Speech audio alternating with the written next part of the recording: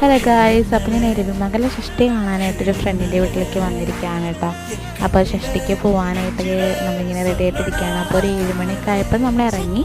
അപ്പോൾ ഞാൻ ആദ്യമായിട്ടാണ് എരവിമംഗലം ഷഷ്ടി കാണുന്നത് കേട്ടോ.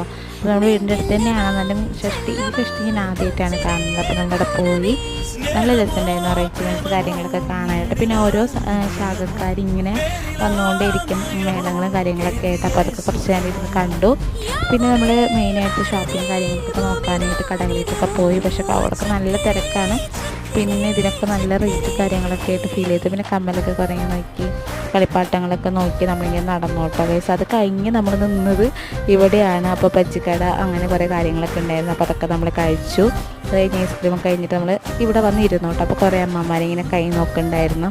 അത് നോക്കിയാലോ എന്നൊക്കെ വിചാരിച്ചത്. പിന്നെ അത് കേട്ട് പിന്നെ നമ്മൾ നെഗറ്റീവ് അടിച്ചിടുന്നത് കാര്യമില്ലല്ലോ എന്ന് വെച്ചിട്ട് നോക്കിയില്ല. പിന്നെ ഇതെൻ്റെ ഫേവറേറ്റ് ആണ് കേട്ടോ. അത് മേടിക്കാൻ എനിക്ക്